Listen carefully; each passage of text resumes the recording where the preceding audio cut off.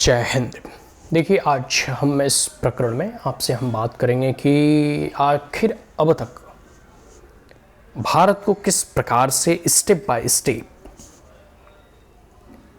एक इस्लामिक राष्ट्र बनाने का प्रयास कांग्रेस के द्वारा किया गया, या अब तक विगत 65 सालों के अंतर्गत ऐसे कौन कौन से नियमावली के आधार पर मुस्लिम तुष्टिकरण के जो है प्रयास कांग्रेस के द्वारा किया गया।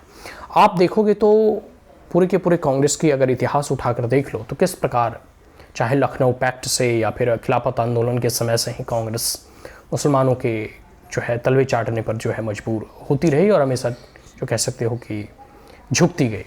और इसी का नतीजा ही हुआ कि मुस्लिम लीग को लगा कि कांग्रेस बिना हमारे स्वतंत्रता संग्राम या स्वतंत्रता हासिल नहीं कर सकती है, और 1947 में कांग्रेस को घुटने टेकने पर मजबूर करते हैं और परिणाम स्वरूप 10 लाख लोगों की हत्या, लूट, महिलाओं की रेप, बलात्कार होता है और भारत के को कई खंडों में जो है विभाजित होना पड़ता है और पाकिस्तान का जन्म होता है। इधर पटना में ही देखो एक जगह इंसिडेंट ऐसे फुलबारी शरीफ वगैरह में आया कि 2047 तक गजवाए हिंद का जो उनका सपना है वो उसे पूरा कर पाएंगे, और इसके लिए उनके द्वारा बाकायदा पूरे की पूरे एक स्ट्रैटेजी चल रही है। हालांकि पुलिस ने इसका भंडाफोड़ किया और चीज़ें सामने आ गई, लेकिन फिर भी उनके गजवाए हिंद का सपना तो सपना है ही, इसको कोई नकार नहीं सकता। और पाकिस्तान के द्वारा या बांग्लादेश के द्वारा आए जो है इस्लामिक शरणार्थी भारत में शरण ले रहे हैं, जो भारत के लिए एक खतरा साबित हो रहा है। और सबसे बड़ी बात है कि जो बांग्लादेशी रिफ्यूजी वगैरह या फिर रोहिंग्यास वगैरह ये भारत में आ रहे हैं, ये डेमोग्राफिक चेंज करने का इनका एक बहुत बड़ा कह सकते हो उद्देश्य है और पर्पस है।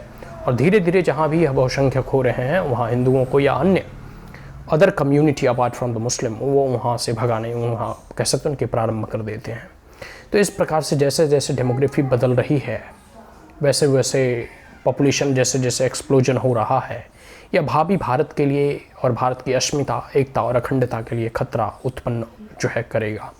आज हम बात कर लेते हैं कुछ ऐसे तथ्यों के बारे में जो कांग्रेस के द्वारा किया गया है और भारत को मूलतः कह सकते हो कि धीरे धीरे स्टेप बाय स्टेप इसका इस्लामीकरण किया जा रहा है। जैसे सर्वप्रथम जो है कांग्रेस के द्वारा पाकिस्तान का निर्माण कराया गया, उसके बाद कांग्रेस के द्वारा ही, कांग्रेस के अथक प्रयास से ही बांग्लादेश का जन्म होता है।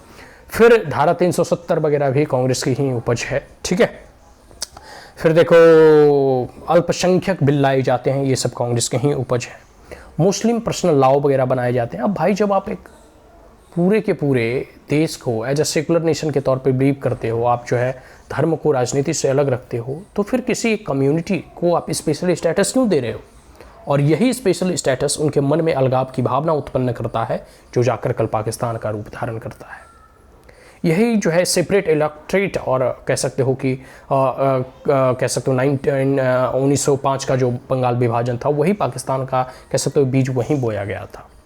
तो ये सब जो अलगाव की भावना, अब जैसे कोई एक देश का नागरिक है तो जो सामान्य नियम सभी के लिए लागू होते हैं वही मुसलमानों के लिए भी लागू होगा।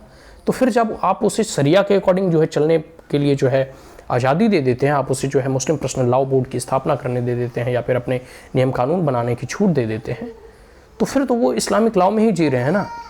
तो भाई अगर इस्लामिक लॉ में ही आपको जीना था तो बेटर कि आप पाकिस्तान चले जाते। अगर भारत में आप रह रहे हैं तो संविधान और संसद के द्वारा पारित कानूनों के अंतर्गत आपको चलना होगा, इज़न्ट इट? तो यही सारी चीज़ें हैं कि मुस्लिम पर्सनल लॉ बोर्ड की स्थापना कांग्रेस करवाती है। फिर वक्फ बोर्ड वगैरह, वक्फ बोर्ड की आपको मालूम होगा कि अगर कोई भी वक्फ बोर्ड अगर क्लेम कर दे कि ये पार्लियामेंट हमारा है तो वो वक्फ बोर्ड का हो गया।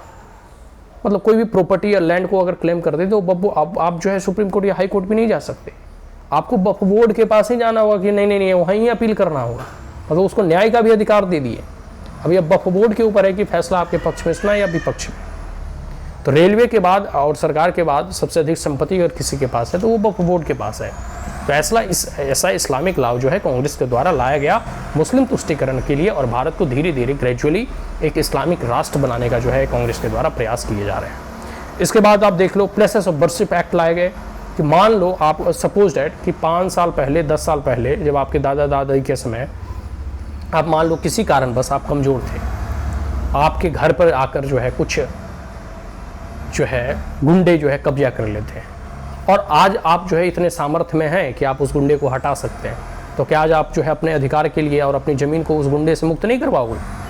लेकिन कांग्रेस के द्वारा प्लेसेस ऑफ वर्शिप एक्ट लाया गया कि जो भी अब इस्लामिक स्ट्रक्चर बना दिया गया है मंदिरों का, या जितने भी मंदिर हैं इस्लामिक आक्रांताओं के द्वारा, इस्लामिक आतंकियों के द्वारा ध्वस्त किया गया, चाहे जो राम मंदिर का इशू है, अभी देखो काशी मथुरा का मैटर सामने आया है। भले वो पूरा आपको मथुरा वगैरह जाओ, काशी वगैरह जाओ, पूरा दिखेगा कि वो मंदिर है, लेकिन वहाँ गुंबज बना दिया गया तो मस्जिद हो गया। कहीं भी 2 पत्थर रख दो, वहाँ चादर चढ़ा दो, मस्जिद हो गया। मतलब अब ज़मीनें वो उसकी हो गई। तो जो उनके द्वारा बर्बरता की गई उसको जो है कांग्रेस के द्वारा प्लेसेस ऑफ वर्शिप एक्ट के द्वारा मान्यता दी जा रही कि नहीं अब वो ऐसा ही रहेगा। भले ही वो हिंदू स्ट्रक्चर दिखाई दे रहा हो, लेकिन अब वो हिंदुओं को वापस नहीं मिलेगा।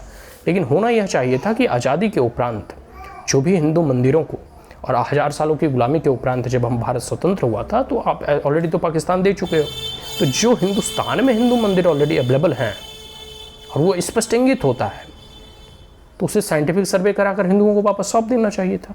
लेकिन कांग्रेस ऐसा करते नहीं है और प्लेसेस ऑफ वर्शिप एक्ट लगा देती है।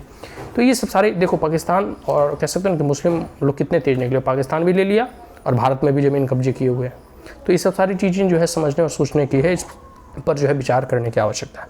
इसके बाद देखो, हिंदुओं को ऐसे भी इस देश का नागरिक हिंदू है ही नहीं, वो तो सेकेंड क्लास सिटीजन है। कांग्रेस पहले भी कह चुकी है तक कि भारत के संसाधनों पर मुसलमानों का पहला हक है। भाई हिंदुस्तान हिंदुओं का है, मुसलमान ऑलरेडी पाकिस्तान ले चुके हैं, और जब तक भारत को हिंदू राष्ट्र घोषित नहीं किया जाता तब तक हिंदू जो है द्वयम दर्जे का जो है नागरिक है। हिंदुओं की हिंदुस्तान में कोई कद्र है नहीं, हिंदुओं के लिए कोई नियम कानून बनाया जाता है नहीं, ठीक है। मुस्लिम तुष्टिकरण में कांग्रेस धीरे धीरे भारत को इस्लामिक राष्ट्र बनाने की ओर कदम बढ़ा रहे थे। वो तो शुक्र है और भाग्य है हिंदुओं का कि बीच में नरेंद्र मोदी आ गए, जिन्होंने राम मंदिर का निर्माण कराया, जिन्होंने धारा 370 को हटाया। आने वाले समय में प्लेसेस ऑफ वर्शिप एक्ट वगैरह भी नरेंद्र मोदी के द्वारा हटाया जाएगा।